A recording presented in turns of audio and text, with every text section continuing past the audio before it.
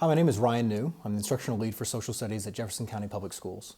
And I'm here today to talk about an exciting elective that is stemming from the racial equity policy. This elective, African American Studies, is really built around this concept of inquiry-based learning that has students use questions, tasks, and sources as a way of investigating the questions they have about the world. And so this course in general can be adopted by middle schools, it can be adopted by high schools, and we're here to help support that implementation once they're adopted. In addition to the racial equity policy, we also have new social studies standards that are really driving some of the change when it comes to what students are going to be learning. The racial equity policy also helps us better frame how that instruction is going to look like inside of a classroom.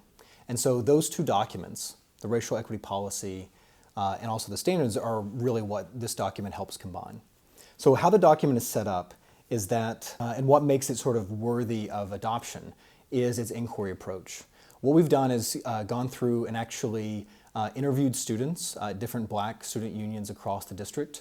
We've talked to resource teachers for DEP, and we've talked to two critical race theorists, Dr. Ryan Crowley at University of Kentucky and Dr. LeGarrette King at the University of Missouri, as a way of getting enough sort of feedback and foundational stuff to go forward with a class like this, which is very different than what a lot of electives look like. The way the course is set up is that we have 12 units that we have, and those 12 units are 100% moldable by the teachers and by the students who are attempting to sort of figure out their own course, so that whenever this course is adopted, let's say at a middle school level, even a high school level, the students, even though it might be the same course, are looking at radically different questions.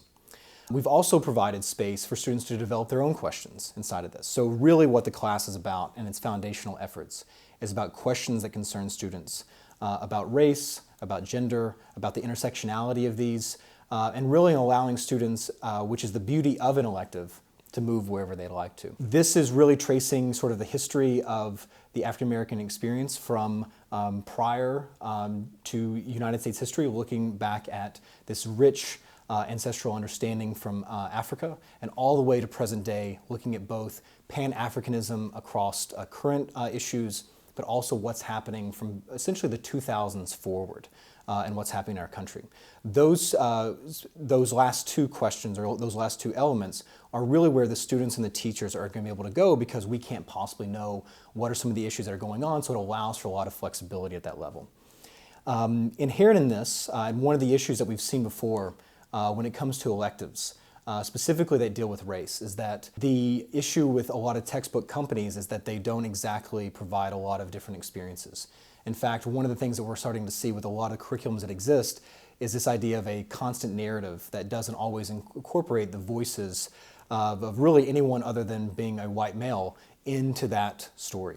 So this is really about looking at sort of the African American experience, right, from before to present through the lens of race, through the lens of gender. And so to help do that, oftentimes when it comes to a textbook company, or the way that, or if a teacher is teaching in front of a class, oftentimes there's just sort of one answer. There's one answer, one interpretation, whether it be the teachers or the textbook.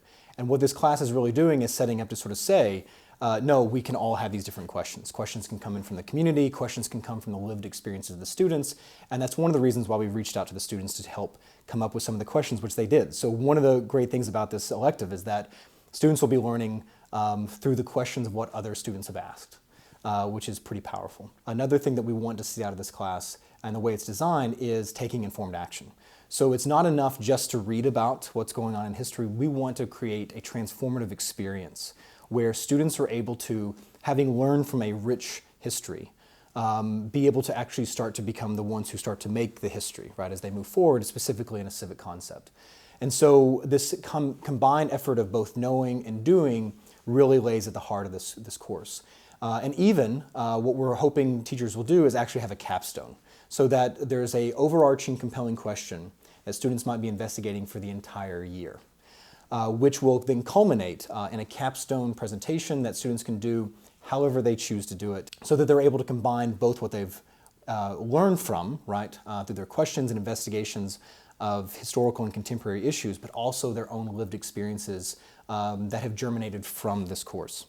So that's really at the heart of what this elective is about. So it's very transformative in its understanding and very different than what a lot of electives look like, which allows us to sort of play with this, because I know one of the big questions is, well, why can't we have this as the mainstay course? Why does it have to be that there's an elective when it comes to the African American experience?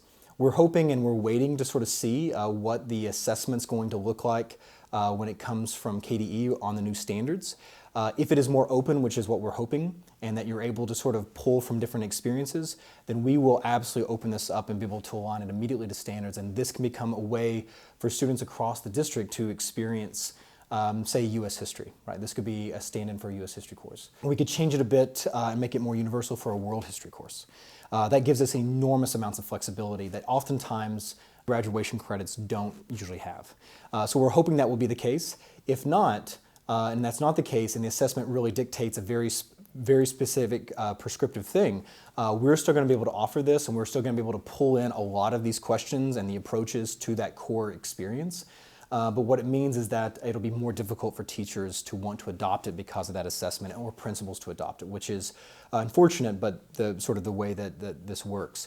With that said, what a fantastic way then to have all these electives that will be able to provide a rich experience for both middle school and high school. So if you want to know more about this, you can email me at ryan.new@jefferson.kyschools.us. We're also going to make this available on the curriculum and instruction website that will have the elective open for individuals to view and to use, both within our system but also within the community at large.